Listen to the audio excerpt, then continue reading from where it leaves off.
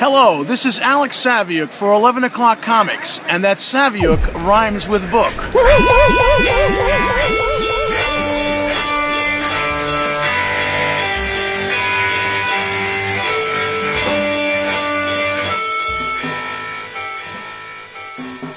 Amazing, Deb. Simply amazing. Right? Yeah. I try. You're so good. Every once in a while. I can count on you. Aw. Yeah. There's the train, too. You can always count on that. Tunerville Trolley. 1050. Oh, 1050. Dude, did you ever go back and watch Sheboygan? Thomas the Tank Engine? Go back and watch? Yeah, like revisit that series. Oh, God. It was the 7th level of hell when I had to watch it with my kids when they were young. It's pretty frightening. Like, yeah. It really is. And you don't think about it, well, you didn't think about it back then. But now when it's like these locomotives have faces, and it's just weird. Yeah. Very strange. Hey everybody, how you doing? It's 11 O'Clock Comics, episode 895. We're barreling towards that anniversary. And I am Vince B. You are Vince B. All day. I am David A. Price. All day, every day. Mm-hmm. Mm-hmm. Faux show. And I'm Sir Topham Hat. I think that's the stupidest name ever, but it's so fun. It really is. Sir Topham Hat. You're not Sir Topham Hat. Thank you for giving me the opportunity to say that. You're Jason Wood, everybody. Here together again on just an average episode, the kind you like. Sponsored by CheapGraphicNovels.com. CheapGraphicNovels.com. They have everything you want in the realms of omnibus edition, trade paperbacks, OGNs, manga, at the price you want to pay. And, speaking from experience, I recently received my Romnibus, Volume 1. And I needed a blowtorch to get into the box. It was packaged so well. That's amazing. I love it when a company cares about the things they send out as much as they would want to receive them themselves. Right? If that makes any sense. So check out cheapgraphicnovels.com. You're going to place an order because you're going to save massively. When you get Wombly. When you receive the email confirmation for your order, you're going to reply to it and say, "Hey, Max, 11 O'Clock Comics sent me, yo." And Max is going to say, "Why, smart person, I like you a lot, and I'm going to give you free shipping on your next order." It's that simple. Yeah. It takes more effort to go through a drive-thru than it does to order from cheapgraphicnovels.com. You ain't lying. Of course not. Why would I lie? Again, I have libations. This unfortunately tastes like ass, but I opened it and I'm going to drink it. It is brewed and bottled by the Pennsylvania Brewing Company. It is called Nut Roll Ale. It is a winter ale, a malt beverage with national whatever. It's a nut brown ale from Pittsburgh, PA. I'm not a fan, but it's open. I'm thirsty. I will drink it. These nuts. Yeah, I'm not picky. What kind of water you got, Chase? Yeah, it's like he doesn't know his number 2. No, I do. I'm waiting for the size of disappointment. It's almost, I feel like I almost get like agita when I have to talk about what I'm drinking these days. Why would you care? Because the way you guys react, but that's cool. I'm drinking G0, the fruit punch flavor. Yes, sir. Oh, we're going top shelf now. Yeah, I need that little stool to get. Need my electrolytes, yo.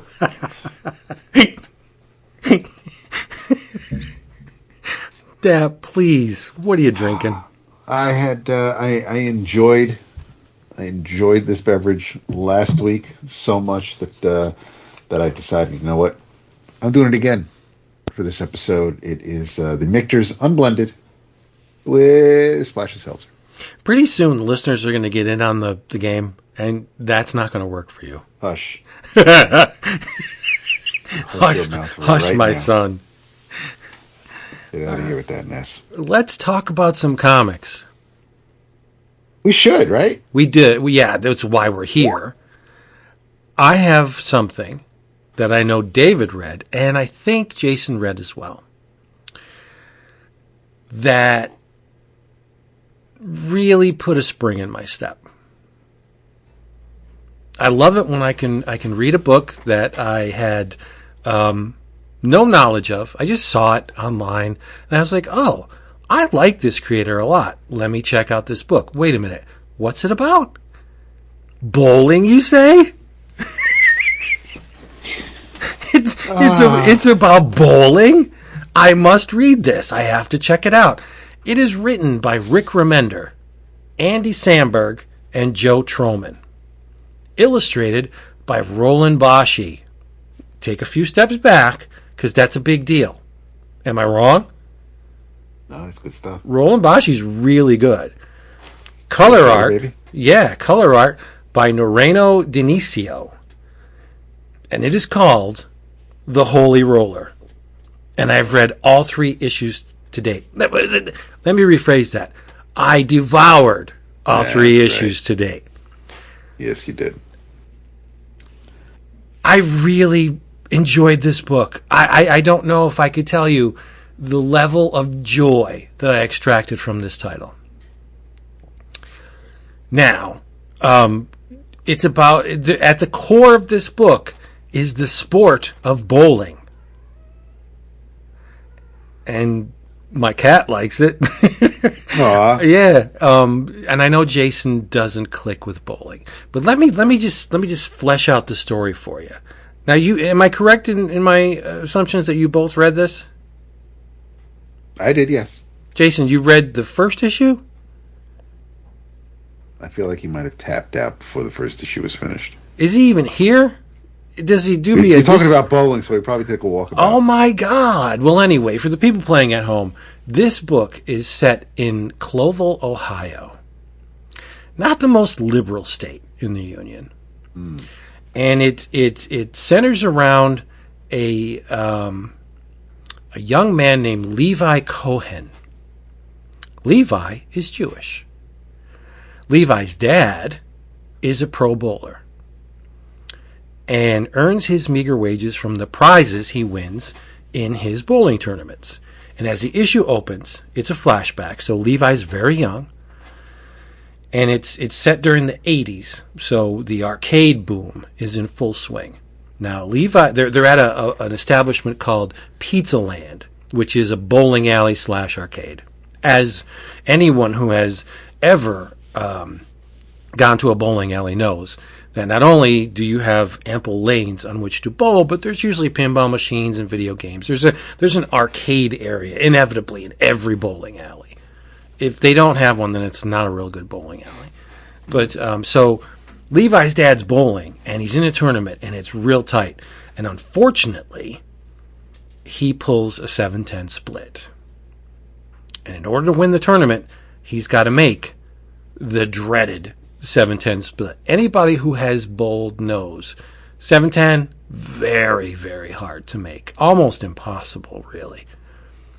But Levi's dad does it. He makes the 7-10 split and wins the tournament. And Levi's over in the arcade, and unfortunately, he runs across his nemesis, named Clyde. Clyde is the son of a real estate mogul, one who owns Pizza Land. And Clyde's a dick. He's a budding neo-Nazi.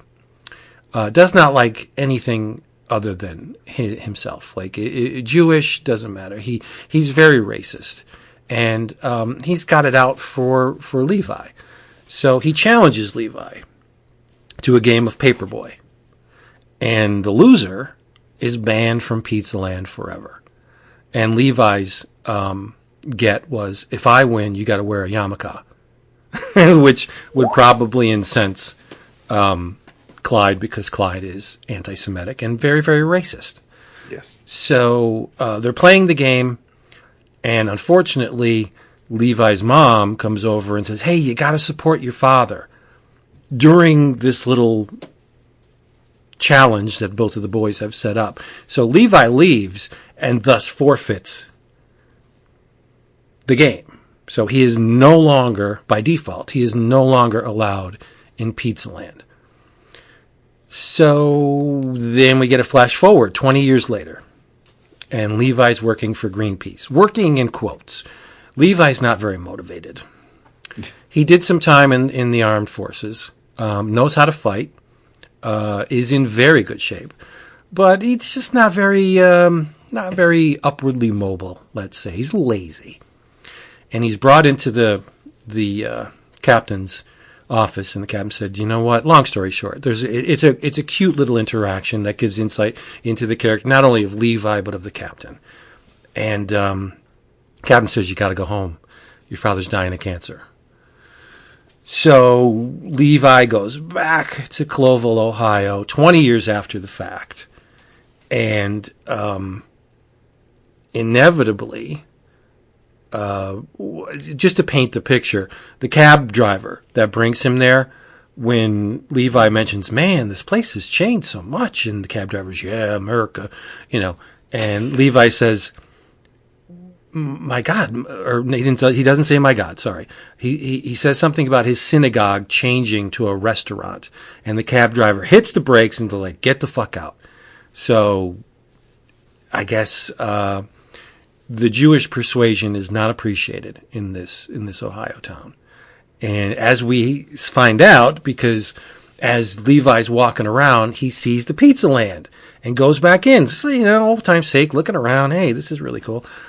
And runs afoul of Clyde and his boys. So now Levi's dad is old and he's dying of cancer and just wants to see his son. He's like, "Why did you leave? You haven't been here for 20 years. You don't bowl anymore. You left me." And I love the part when they're sitting at the kitchen table and Levi's dad's drinking diet soda. And Levi's like, "Dad, that's full of shit that's going to kill you." And he's like, "I should get more cancer?" It is so good. So inevitably, Levi runs into Clyde and his boys, and they try to take him down. But when Levi was leaving his father, he took his father's championship ball, put it in his backpack, and they're kicking the shit out of Levi. One of them has a gun, so Levi defends himself, and he grabs the nearest thing with which to defend himself, and it's the bowling ball, and he kills a man with a bowling ball. And it's very acrobatic. He jumps off the bumper of a truck, does a somersault in the air, and as he's descending, he brings the ball down on this person's head and kills them. And he beats the crap out of Clyde, too. So, second issue, he comes back home, and the father and Levi's buddy, they're like, "What did you do? Did he recognize you?" And the shit hits the fan in a major way, because Clyde and his neo-Nazi crew, like they actually, at one point they stormed the old man's house. One of them's wearing a swastika. So, these are not nice people, okay? And now, to make matters worse, Clyde's father, who was a real estate mogul 20 years ago, is now the town mayor. So Levi beat the crap out of the mayor's son. The mayor has the cops in his back pocket. And Clyde defends himself again. Beats the crap out of Clyde to the point where he lands him in the hospital. He will, number one, never be the same person again. He's cognitively impaired. Probably a vegetable for the rest of his life. So now the mayor wants Levi dead, and they actually bring him into the jail, and he's housed in his cell with a bunch of Nazis, and he's calling out. As the policeman's bringing him in and putting him in the lockup, he's like, "My dude, I defended myself against neo-Nazis. Who doesn't like Nazis? They're scumbag fucks." And the whole cell is full of Nazis, and they beat the crap out of him. It inevitably ends with Levi out of jail because, spoiler, the mayor's daughter, Amy, on whom Levi had a crush back in the day, bails him out because she thinks her brother's a scumbag fuck to begin with, and bails him out. So he's out on bail, goes tries to go back to his father's house, and it's burned down. They burn the damn thing down. So now Levi, he's engaged because when he left town, he fled from his father's obsession with bowling because Dad was probably one of the best bowlers in the country and had a meager existence. And he's like, I don't want to follow in this guy's footsteps. He left the Jewish faith behind, wanted nothing to do with that.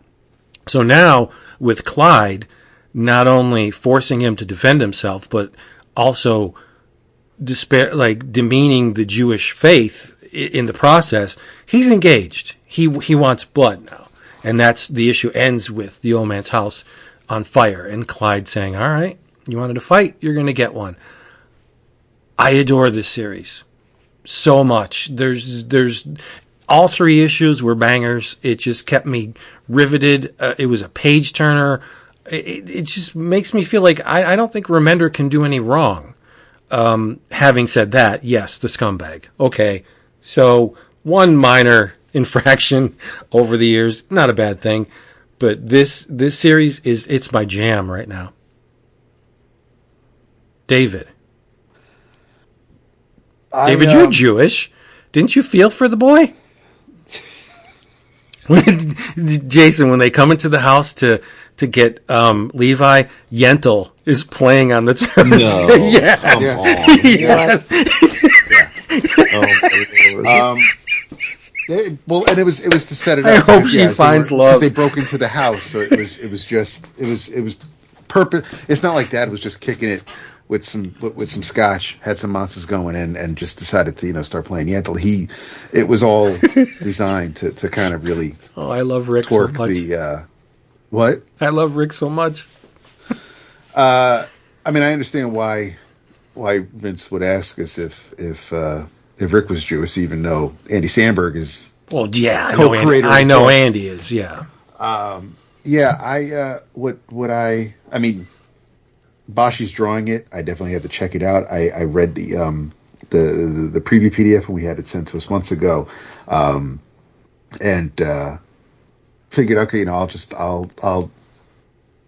We didn't talk about the first issue, but I'm like, I'll keep it in my back pocket to see if anything comes of it, and then figuring it was bowling, I should have known. Vince would have been all over it, so I did catch up, and it. I am not, and it's a me thing. I don't. I am not a big Sandberg fan. I haven't, even though everybody I know loves it and thinks it's a great series. I haven't checked out Brooklyn Nine-Nine yet. I wasn't really keen on his seasons of Saturday Night Live with the rest of that cast, so I haven't. I mean, he's not Dane Cook, but there's just certain things about him that just I'm not. I don't know what it is, but I respect his ability, and I do recognize the fact that he can be a funny dude. But what I appreciated about Holy Roller is that there's a lot yeah, Levi doesn't. He's not. Obviously, he can take care of himself, but he doesn't. Very good in a fight. Yes, he is very good in a fight, and so he takes a lot of beatings, and probably because he knows he could disarm or put somebody down quickly and easily. So because he can, he doesn't, and he gets beat on physically, shot, and of course abused verbally quite a bit. But as most Jews, or at least most that I know, but as I've recognized amongst others, it's no surprise to anybody that and it's not specific to Jews. It happens to all races and creeds, but Jews can be the butt of a lot of jokes, and you tend to get a thick skin, and you don't, and that also allows one to throw out a lot of self-deprecating humor, and it's a defense mechanism, and I think I do that, but it's one of those things where I I see it, I recognize it, and there was a connection to the character of Levi as I'm reading it, and on a different layer than I was expecting to just read a comic about a dude. Because you read the first issue, and it's not that Levi's entitled, but he's a young kid who's embarrassed by his dad, who's a bowler, and look at the big and of course, because the racist kid in town is picking on him, that's not helping any. So he just thinks whatever dad does is stupid, and he wants nothing to do with it, and he'll play and excel at every sport except bowling, because that's what dad does, and I get that. So there's I'm not. This wasn't like it was my origin story, but there are a lot of things here that I see Levi react to internally and with his family and externally with others that I recognize, that I see, and even parts of it could take me down memory lane.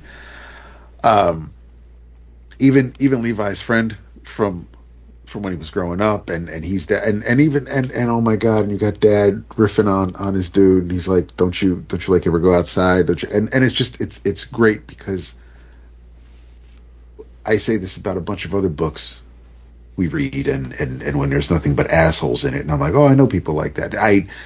This is, again, I know people like this, people that are in this book, and mostly because of my fucking family. So there's, it's what, like a 10-issue series? It's. Oh, I don't know. I hope it goes on forever. No, I think I saw in previews it was in parentheses, but I don't know if it was. I think it was more than 6. I think it was 10. But anyway, because I think the 5th issue was in the January previews. I think that's where I saw it. But no, I didn't really know what to expect, because I thought after I read the first issue of Scumbag, and that wasn't for me. And that's not like that was the last thing I read from Rick, because there was The Righteous Thirst of Vengeance, and there was just there have been other books that he's written. I liked Death and Glory. I know a lot of people weren't so high on that, but I trust Rick, and I like Bashi, so I figured I'd definitely, if anything, it would be entertaining at least, or visually pleasing. But yeah, I was pleasantly surprised at how much I enjoyed it, and I, like I said, I read the first issue, didn't think about it, but then I reread the first issue for tonight, and immediately read the second, and then I couldn't wait to get to the third. So I'm really it's unfortunate that the cover kind of slightly misleading, because it's not like Homeboy has a costume yet. Well, I think that's the end game. Yeah, I think somewhere along the line. Yeah, because even in the third issue on the last splash page, it's coming. We know it's coming, but it's just like, but it hasn't yet. So why are you showing me this on the cover? Anyway, yeah, I'll back you up on this one, Vince. It's a good time for sure. Well, there's little bits. The one thing that had me howling with laughter was when they're in the arcade and Amy comes up to Levi and he's playing Paperboy, and she goes, "Oh, Paperboy, that game sucks." And Levi goes, "That's racist against Paperboy." And his buddy goes, "First they came for the Paperboys. Yes. I did nothing." Yeah, it's so. And the Goodman's character in Big Lebowski, from Big Lebowski is the foil in the tournament that his father's bowling. So that has to be Mr. Cohen looks just like Judge Hirsch.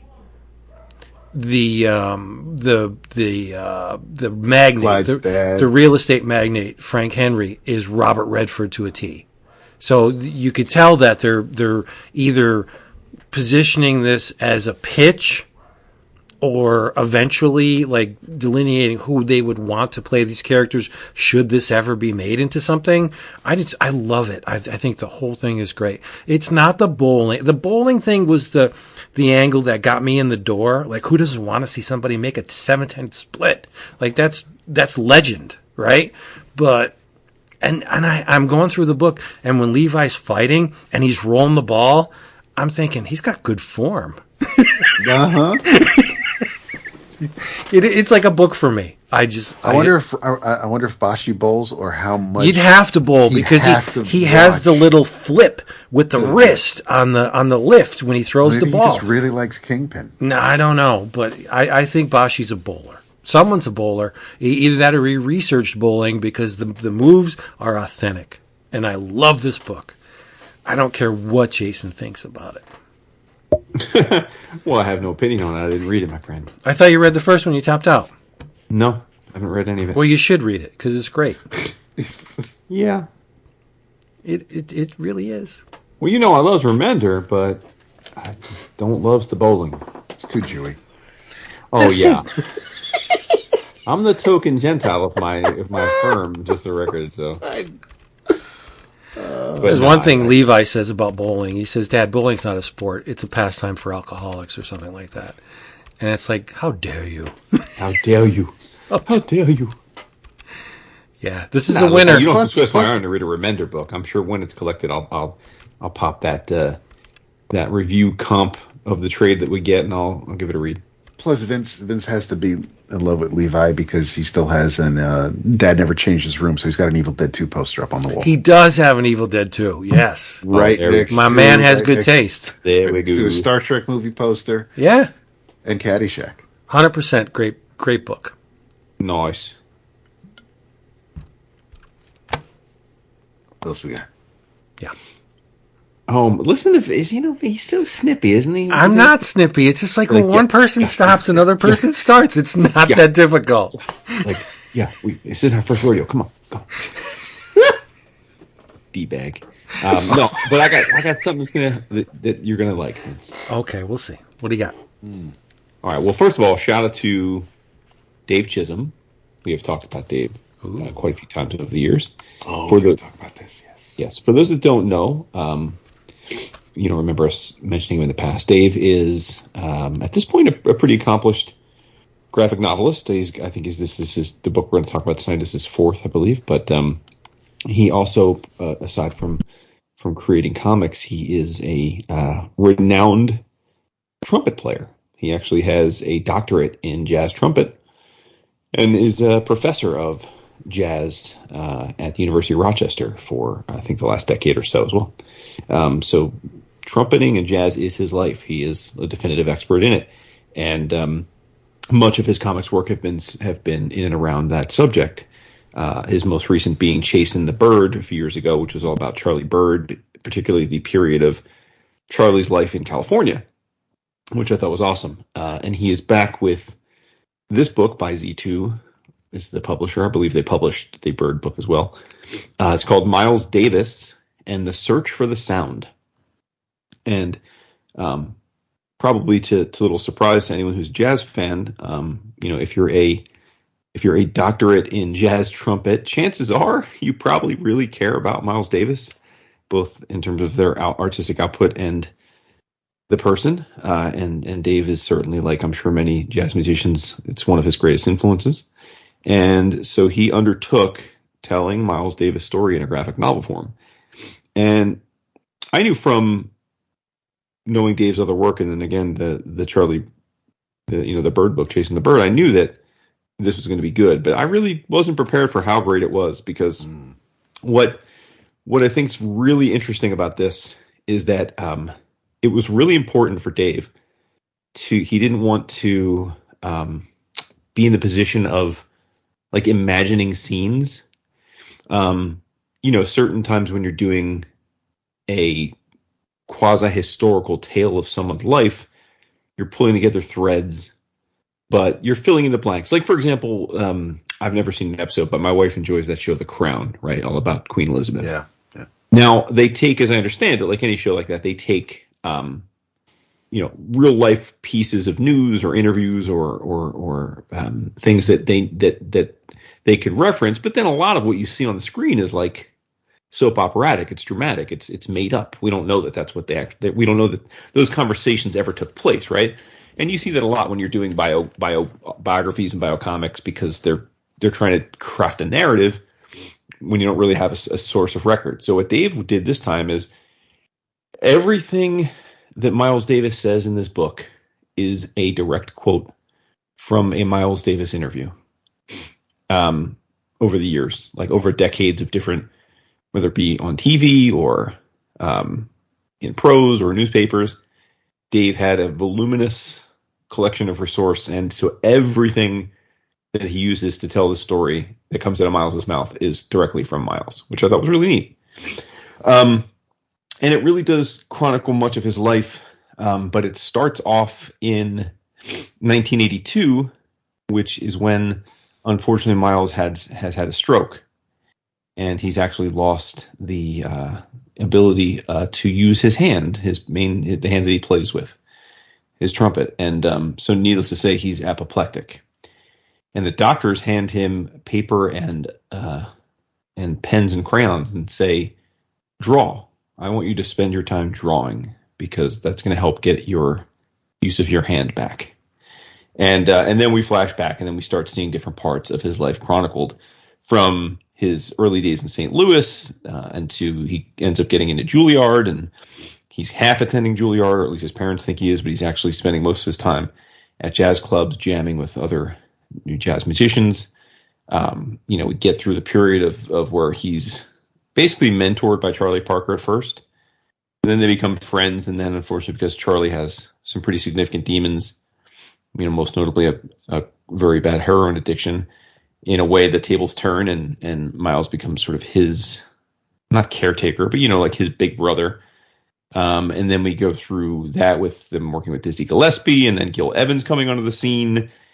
And then Miles heading to France and meeting Juliet Greco, and then all of his time with Coltrane and Shorter and the other quartets that he ran. And we go all the way through his retirement and then his return in the 80s. Like, it covers a good span of his life making music.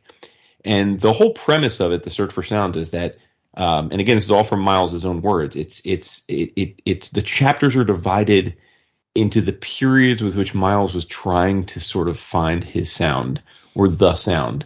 And each of those breaks by his own sort of categorization. So some are short, like 6 months. Some are many, many years.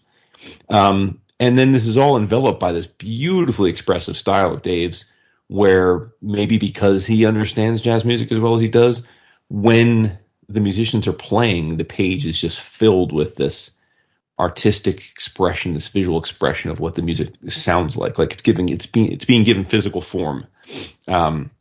It's amazing stuff, and it's, to be clear, it's not a overly romanticized version of Miles's life. I mean, there's a lot of, certainly they don't dance around any of the negative aspects of him. I mean, he was for many parts of his life, he was himself was a terrible drug addict. He was a womanizer. He was a bad father. And all those things are very much addressed in the book as well. But the whole premise of the book, and I think sort of the subtitle, if there were one, but it's a quote that's early in the book, is from Miles's, I believe it was the title of another biography that he wrote from his own words. It's called Music Comes from Everything. And that's really what this is about. It's just amazing. It's one of those things where I couldn't imagine another comics creator doing this book, because no one else would have the native embedded knowledge of Miles Davis and also have the ability to render that in an expressive way, right? Like, I guess you could maybe have someone that was a jazz historian help write the book, and a creator who's really talented and, maybe giving life to that. But no one, there's not one single creator other than him that would have that kind of knowledge base on both ends. And it's just great stuff, and it's definitely his best work to date. And it may end up being his best work ever, like even if he does another 10. And I would be absolutely stunned if this isn't my favorite nonfiction comic of the year, even though it's only February 1st or 3rd or whatever it is. Nice. It is such a good book. You read it? I didn't know you read it. I might have talked about it because Dave sent the PDF. We were chatting, and so he sent. So I you may have been out. You may not. I don't remember you ever mentioned it. So I must have been out. But no, I read it. it's a gorgeous book. Yeah, I absolutely love it. I told him as much, but no, it's Oh, absolutely you did? stunning. Okay, good. Because I hit him up too. Yeah, I hit him up and told him I just finished it and I thought it was triumphant. So okay, Yeah, great. it's yeah. I mean, even if you're not a fan of Miles, I mean, you should be if you're picking it up. But if you're not, and I'm not saying this will turn you into a Miles Davis fan, but just it's such good comic booking with the layout and Yeah. just how it just flows and what he does with words and music and sound effects and the way characters are just the you you feel the music because they feel the music on the Yep. page. It's crazy, and yeah, I know Miles has had one hell of a life, and the shit he put himself through, and the people he loved through. It's not always happy, but holy hell, if you know, Dave is absolutely somebody I think of when I think of autobiographical comics. For sure. It's amazing work. Yeah, him and God, unfortunately, I can't think of his name. He did the Rod Serling book and the Because I got it right here. Shit. Yeah, I know exactly who you mean. Yep. yeah, bad radio, but man, Corin Shodme. There we go. Thank you, Shadmi. Yes, I was thinking. Sorry of the about name, that, y'all. Yeah, Yeah, Corin. Those two, I think, they're the ones doing it these Yeah. days. totally it different was- styles, but the subject matter works for what they're doing. Yeah, and it was just real cool too because how often do you see comics where, I mean, if you look up a comic online, most of the reviews are from your CBRs, right? Your multiversities, but the reviews for this are from the Jazz Journal, all about jazz, right? Like it's from actual, like, this was a book that was garnered more interest in the jazz music scene than it did the direct market, I think, which is kind of neat. I don't know if it's great news for Dave and his wallet, but it's still neat. It's neat from an academic perspective. Yeah. And the other thing too is, and again, if you're like a super hardcore jazz fan, like say Vince, I'm sure that none of this would be new to you, but it was neat for me to see the overlap between all of these legends, and like the chronology and how they would come in and out of each other's lives, sometimes as collaborators, sometimes as people who couldn't stand each other. And just how they all kind of worked with each other. Like Miles is a 15-year-old working with, with Charlie Bird and Dizzy, right? And then like he being the older mentor for guys like Coltrane, right? And then like Coltrane letting him down by being an heroin addict, just like he was let down by Charlie Parker, and then he let down Charlie Parker. It's like they all sort of had periods where they let each other or people they loved down. And they were so consumed by like drugs and whatnot. But part of that was just because they were so passionate about life. And it's very fascinating. And I really love that this book helps you connect all of those greats together in like one lineage. Nice. So it's ironic that the most jazz loving of the three of us has said nothing during this chat. Yeah. I can't talk about my eccentricities when it comes to sequential works devoted to musical artists. Mm-hmm. I just don't read them. Yeah, I know you don't like it. I know. And give me, I have at least 8 or 9 Miles Davis history prose books, and I'll read those. But when it comes to, and I'm not discounting Chisholm's work. Sure. But I just don't. And if you gave me a sequential adaptation of the early life of Frank Zappa, I probably wouldn't read it. Just because I don't like when the two worlds collide. I didn't read. I get it. You like tuna. You like peanut butter, but you don't like tuna and peanut butter. Right. I didn't like the Hendrix, the Sienkiewicz Hendrix thing. Like I just won't. It's the only one that I've ever stepped out of my ridiculous, and I admit it is ridiculous, was Ethan Van Sciver's Grateful Dead book, because it was more of an abstraction. The characters weren't rendered realistically. It was more of a cartoony version of the early days of the Dead. And okay, I read that and I loved it. Maybe I just need to just shut up and read it. I don't know. It's this weird self-imposed barrier that I've thrown up that who's to say whether or not I would enjoy it? I probably would, right. But to get me to read it, I'm very reluctant for some reason. It's interesting because Noah Van Sciver is another one who does a lot about more like historical fiction, or not historical fiction, but I mean like biocomics, but like you said, a little bit different vibe. But it's interesting because he's in just the opposite camp from the way Dave approached this one, right? Where like when he did the Mormon book recently, like, he says in the intro, the foreword, that much of what we're reading in the book is his imagination. He imagines how these conversations went. Right. Right. This is rock solid from interviews. Right. Everything that we see in this, at least in terms of Miles' well, that's good. Yeah. I mean, yeah. You got to love Miles. I mean, not only was he changed music, but he also had Eartha Kitt and Cicely Tyson. Yes. So it's like, yeah, both mentioned in this book. My dude. Yeah, I mean, that's top tier. Eartha Kitt, what? Dude. But yeah, Cicely's gorgeous. Yeah. Putting aside Vince's own peccadillos and respect to it is a big peccadillo. I admit it. I think this is a triumphant book. I'm not mincing words. I think it's fantastic. I also didn't read the Velvet Underground book that you talked about. This is better than that, though. Just to be clear, like if we're ranking, I mean, this is really quite something, I think. Well, if we ever have him on, I will read the book. Okay. I'd love to hear him play, man. Yeah. It's pretty neat. I didn't even know you could get a doctorate in something like trumpet. Right? Herbie Hancock has a doctorate.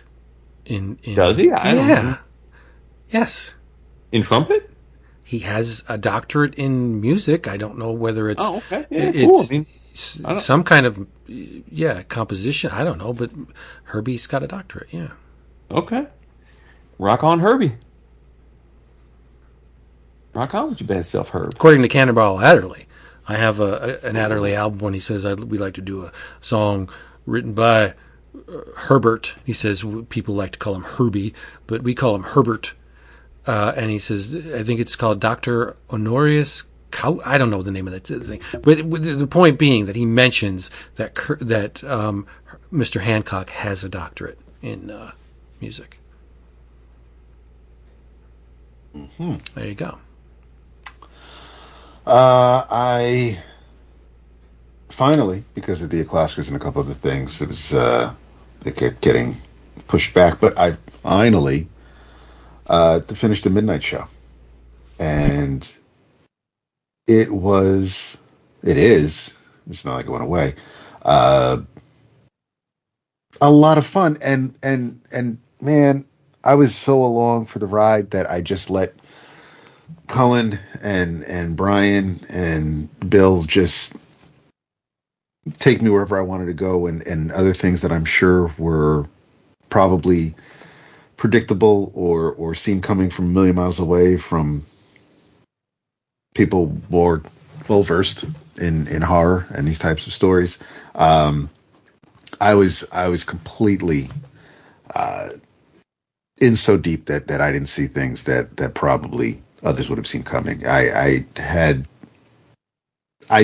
didn't know where we were going with it, and I loved it, and it was just it even up into the last issue, like you couldn't get attached to any of the characters in this story. It was there's a lot that went on in these 4 issues, and in such a short amount of time too, because I mean the all hell breaks loose in the first issue, and then the rest of the remaining 3 issues is just everybody dealing with the creatures and the monsters, and it's not like it's days, weeks, or months have passed before we have a resolution. I mean, it moves at a really, really quick clip, and in a great way. It's still, it's as much as I love The Damned, and I thought that Brian's art was amazing in that. This is this is next level, Brian Hurt. It just looks amazing. Bill Crabtree's colors are fantastic. Again, the way the slight effect between present day and things from the past or from the movies look great, and help let you know when the scene is taking place. But no, it's just, I didn't know. I kind of didn't know. I kind of knew maybe where it was going to end up, how we were going to end it, but it was definitely all about the journey for me on this one. It just some of the just can't trust anybody. It was just I'm being deliberately vague because I don't want to spoil anything. I know that everybody's probably finished it, but yeah, it was fantastic work. I really, really hope this team continues to do more, whether it's this revisiting these characters, this world, or doing something completely different that isn't part of the Damned or Sixth Gun or Midnight Show. And I would love more Cullen Bunn and Brian Hurt, but this was something else. If it wasn't for the creators, it probably was something that I might not have checked out unless you guys are really talking it up. And then I felt like I needed to see what was going on. I didn't want that FOMO hitting me. But even if the subject matter, since I'm not a huge horror buff, even if the subject matter wasn't exactly lighting my world on fire, the creative team absolutely does. So, yeah, I don't know, man. This was just a lot of fun. I really, really am glad that they came out with it. I would have preferred 6 or 8 issues because I'm selfish, but oh, sure, yeah. I mean, I didn't necessarily want it to end, but yeah. And who's to say it did? But no, I think that I think Dark Horse had a home run with this one. They did phenomenal job. Truth. Yep. Colin is so prolific that it's more like a 70-30 with me. Like, usually he'll click, but because he does so much, he touches on topics and scenarios that don't intrigue me at all. But like I said, it's only 30% of the time. But I think this is the book when I think Cullen Bunn, Midnight Show, is going to be the one that just flies right into my memory, even over the Sixth Gun. Sure. Yeah, but this was tailor made for me. Yep. So, yeah, I like that. He's kind of this creative team. So Midnight Show for Vince, Sixth Gun for Jason, and Dan for me. They really did. That's true. They man, that's fantastic. I got the longest run, so. All right, well, size doesn't matter, bro. yeah. Length, though, you know. Yeah. He can dream. It's all about I got quality, 50 not quantity. issues, bitches, is all I'm saying. Yeah, and I got okay, but Yeah, but I got 4 quality super. that's exactly right. Exactly. See, yeah. Wow, now you're besmirching the Sixth Gun. I'm not. I haven't read the whole thing, so I can't speak All on right. the entirety of it. Let's No, rewind to when we had that episode where we talked half the time about how we just were dying for great Western comics, and then you just tell me you didn't finish Sixth Gun. Tell me you didn't mean it without telling me you didn't mean it. Damn. Whatever that means. No, for whatever reason, I just, you let things lapse. We all do it. Yeah. I don't do it. I have them, greatness. but I just haven't read them. Okay. Well, finished in 2016, so catch up. Hey, everybody. Join us next week when David and I will talk about. We hope you enjoyed this episode. Come back next time because we'll have a whole mess of this in store for you as well as some other stuff. Go to cheapgraphicnovels.com. Get your omnibus editions, your trade paperbacks, your manga, OGNs. They got it all at prices you want to pay. Plus, free shipping on your second order. Told you at the beginning of the show. And if you would be so kind, check out our Patreon page, patreon.com/11 o'clock comics. We recently released, like a couple days ago, a 2-hour investigation of Batman Year One that only the patrons can hear. It is a patron special episode because the patrons show up. They're there all the time. They join us on the Slack, a lot of them, and a lot of them are there just for the special episodes. Whatever your tastes, it's very inexpensive. We've tailored it to be exactly that. And we would love to have you join the family. So patreon.com/11 o'clock comics. Here is the Fast Blast that I wanted to do last issue. Oh, the Fast Blast. Fast Blast. In and out. Jason, did you read Duke number 2? Yes. Yep. Excellent. I mean, I'm not Jason, but I'll answer. Well, I know, but this is Jason's jam. I know. Number 1, really got a chuckle out of the back cover. Caution, the contents of this booklet is confidential. This unauthorized disclosure of the information within is prohibited. That's fun, right? They're working it. They're working the theme. I like Clutch a lot. Yep, always did. We get the interaction again between Duke and Rock and Roll with Stryker, and they eventually bring him in. But I'm curious as to how Duke is going to turn Rock and Roll and Stryker to his side. Something's going to happen where these guys are going to be like, yeah, that's fucked up, and join Duke's side. They have to, right? But the kicker, big spoiler if you haven't read this issue, if you haven't, I don't know, fast forward a couple seconds, but last page, super hot Baroness. She looks great. She does. I like the semi-bobbed hair. Or maybe she's got it pulled back in a bun. I don't know what's going on, but I like the shorter hair Baroness. I totally agree.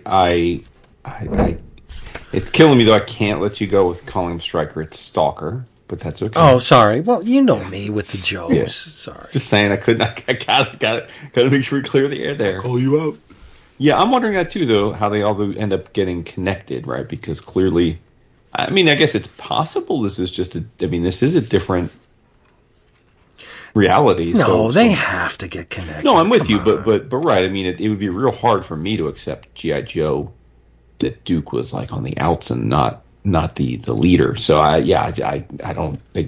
At some point, we're going to have to close this loop and have everybody aligned. But I think for me, this book is the star is the art. I love the art. I think that. Oh, it's great. Yeah, Tom Riley's doing a great job. Because it's Duke as a renegade being hunted by other Joes. I'm not as giddy about the plot as you guys are so far, but I'm here for the ride because it is well executed, and I, like you've alluded, I do think this is an unexpected start, but we're going to eventually get to where we need it to get. Was when Sherry comes out of the room. Gorgeous blonde, and Clutch can't remember her name, and he's Not like, right away. This is and then she slaps him and storms out, but he does eventually remember her name after being slammed against a telephone pole in the vehicle, and he was like, he's woozy, and he's like, oh, come back to bed, Sherry, and Duke's like, yeah, good, great, now you remember her name, awesome. But she is a vision, and I love that page. But anyway, real quick, Dark Ride number 10. Did you read it, David? Yes. Yes. I love this book. But I think the fact that it may have been truncated is very apparent in these last couple issues. I think you might be right. It just seems like the pacing of the first 7 or 8 was not laid back, but it was more exploratory. It was breezy. Let's just see where this goes. We'll set up a couple things. But now, in issue 10, they know they only have 2 issues left. And it's just like, we got to get this done.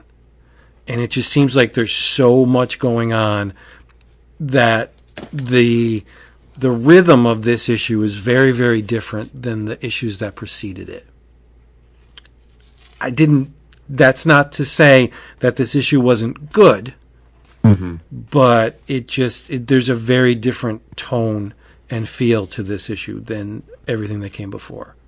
And that's kind of sad. Like, they can say that maybe they planned it out as a 12-issue series, but, I mean, come on, Birthright went forever. So, I mean, if this thing was clicking, they would have found a way to keep putting it out. Yeah. So I'm guessing it's just a product of the sales not being where they wanted them to be, and they're going to just cut their losses, finish it, and start something else. It's still good. It's just I would have loved to see where this book would have gone organically. Yeah, agreed. Yep. Yeah. And last but not least, King Spawn number 30. Oh, jeez. Now, the only thing I'm going to say about this is, for once, I totally agree with Wanda. Wanda's in this issue. She's escorting Spawn through hell. Spawn is going to claim, or he's trying to claim, the throne of hell, so Sin doesn't get it, Kegelostro doesn't get it, and because that would be really bad. So she's ushering him through hell, and he notices she's not wearing her wedding ring anymore. Why she would be wearing her wedding ring, number one, after she had a husband before or after Al. Like, what, did you forget about Terry? He's so self-centered. He looks at her, he's like, oh, you don't have your ring on. And he starts feeling some kind of way, but she's like, Al, you really need to let it go. I love you, but we're not married anymore. You got to stop doing things in my name. Just let it go. And I could not, like I said, agree more. McFarlane has had Wanda in the narrative for so long. I'm so freaking tired of reading about Wanda. She's dead.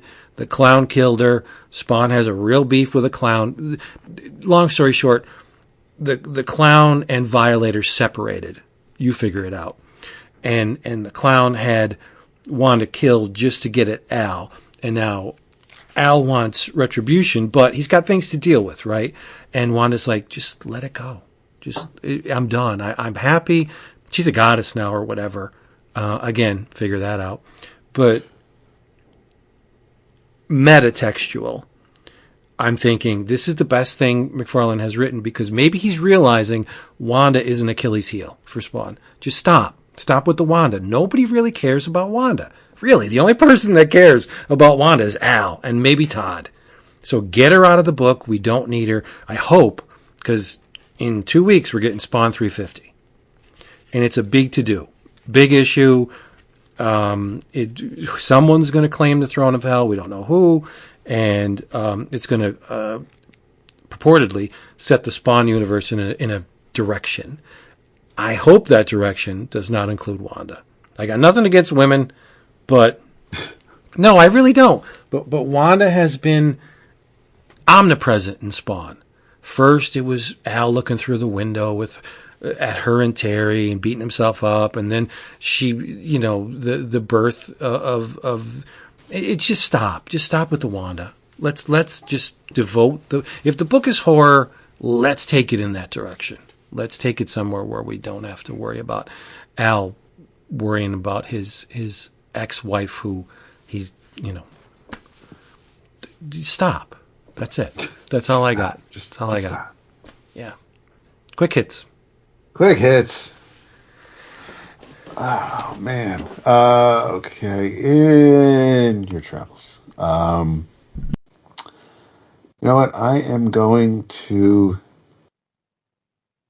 I didn't finish this issue in time for tonight, but I really, really enjoyed what I've read so far about it, because while it's not exactly like it was back in the day, the creative team, it really, really does a good job of pulling on those heartstrings for those of us who were there when that first double-sized issue came out many, many years ago. Power Pack Into the Storm by Louise Simonson and June Brigman and Roy Richardson on inks. Colors by Nolan Woodard. The story takes place right after Power Pack Grow Up #1. It is the Power children as their younger selves from way back then. visiting a beach house, staying there early for the 4th of July, and the Fantastic Four with Franklin in tow are going to be visiting to hang out with the family. And of course, we get the Snarks and Friday. It's June's style has changed slightly over the decades, as is expected.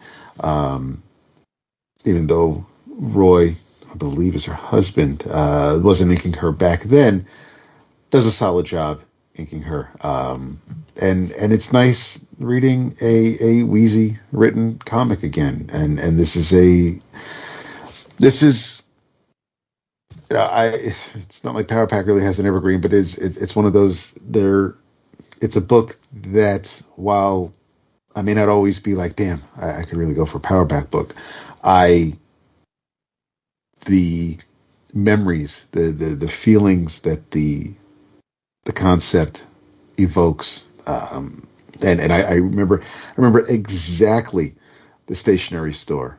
I know exactly where I was in Mount Vernon when I bought that first issue, and I enjoyed the series for a long time. When after it was kind of pretty much my first, when June left the book and John Bogdanove took over. That was pretty much, I think, the first time my first time seeing Bogdanove on a comic, because this was before Man of Steel, and yeah, I like Power Pack. I definitely don't talk about the book or the Power siblings all that often, but it's it kind of just strikes a chord with me, especially when you have the co-creators back at the helm telling the story with these characters. So yeah, in your travels, if you're just looking for something a little different, not tied into any ongoing continuity at the moment, and you'd like a fun little all ages comic, then I would definitely recommend Power Pack Into the Storm for in your travels. Nice. Anytime we can talk about a little Power Pack is a good night. I like it. In your travels, I have something a little challenging for you folks, but it's going to be rewarding too. And that is the Gull Yettin. Written and drawn by Joe Kessler. Published through New York. Hold on a second. The NYRC, Vince. What's that mean? I don't know what that's short for. New York Review Comics. There you go. Thank you, sir. Yeah. I knew I could count on you. I first heard of Kessler a few years ago. He did a book called Window Pane. It was really interesting. It was probably 4 or 5 years ago. And I came across an interview about this book, the creation of it, by, actually, it was Dash Shaw interviewing Kessler about the creation of this book on the Comics Journal sometime last year. And I thought it was fascinating seeing a creator who I very much enjoyed, Dash Shaw, interviewing another creator and sort of seeing that back and forth. And had like Window Pane, so I thought, okay, when this comes out, I gotta peep it. So I did earmark it to and it was sitting on the Regine, and I finally got a chance to read it. It's a very abstract book. It is drawn with seemingly with a simplicity that I would argue is quite complex. He uses 4 colors throughout the book, and he uses them in basically the bright primary version for the most part. Yellow, red, green, and then just a little bit of blue. Now he plays with the shading, and he uses crayon, he uses marker, he uses pencil. There's definitely, again, a lot of different interplay. Like I said, much of the art is abstract in a lot of ways. But at its heart, it's a wordless story of a young boy who his home appears to burn down, and presumably his parents die. And he's shuttled off to live with someone else, a woman. Whether it's his aunt or a foster, we don't know. But the connective tissue between all of this and then things that happen after that is this thing, the Gull Yettin, which is this amorphous supernatural creature, which may or may not even be real. It could be in the boy's imagination. We don't know. Again, it's an abstract book. There's a lot of questions, I think, by design. But the Gull Yettin is rendered in lots of different ways. At times it looks like almost like a goat devil, sitting outside of his window watching him sleep the night of the house burning down. At other times it looks like an actual gull, like a bird. At other times it looks like a anthropomorphic bird-like creature. And the Gull is sometimes his caretaker, this boy, sometimes his antagonist. As I said, you could read this book and interpret it as being that it's like a source of evil, and that it could have been responsible for burning the house down. It could have been responsible for subsequent bad things that happened to him and his loved ones, or it could be that it's his guardian, and it just happens to always be watching over him. And then when bad things happen, it intervenes. It's very strange. It's very, very strange. And I think you could read this book you could give this book to 5 different people and they could read it and then you can ask them to summarize it, and everyone's going to summarize it differently. And I think that's part of the charm. It's challenging. Like I said, it's wordless. You definitely have to really immerse yourself in it. I read it twice before I want to talk about it tonight. But I was totally captivated by it. And we say this a lot, but it's very rare after reading as many comics as we have to be genuinely surprised or feel like you've never read something quite like this before. And I can definitely say that I have not read anything that has looked and felt like the Gull Yettin before. And so for that alone, I think a lot of people should check it out. So if you like indie comics or more abstract, challenging comics that don't have a clearly defined narrative, this is absolutely worth your time. Nice. Very rare that you will read something twice. I know. That's crazy to me. Mm-hmm. Now I should say, with that in mind, it's wordless and it's digest sized, so it's not. It's probably about 150 pages if I had to guess, because there's no page numbers. But I like the art. I knew you would. Very raw, sure. Like it a lot. Very raw, yeah. Absolutely. Mm-hmm. Unhinged, even. That's right. I think I'm in. Nice. Good job, Jason. Mm-hmm. +1. You know me, I always bring it. You guys don't call me Ace for nothing. Could be your one testicle. That's true. Hey, everybody, thank you for being here. Go to your comic shop. Buy some comics. Read them. Go online and talk about them. Maybe our Facebook page. Maybe our Slack. You know how to get there. And then do your due diligence and say goodnight. That was a shitty transition. It was totally shit. I got to change the sheets because I shit the bed on that one. David. Good night. Good night, Levi. Aw. Tecumseh. David. Nice. Tecumseh. Good job. Tell them you love them. Love them. Love them. Oh, should we remind them what the next bonus Patreon book of the month is going to be? Might as well. Preacher, Book 1, first 12 issues by Garth Ennis and Steve Dillon. He's hot for it. Jesus. He is. I'm excited. Calm down, David. No, it's the Preacher. The Preacher. The Preacher. Good stuff. So if you want in on that, there's only one way to do it, and that's become a patron. Biggie facts. Easy peasy. More patrons we have, more episodes you're going to get. Toys. Love you. That's it for that one.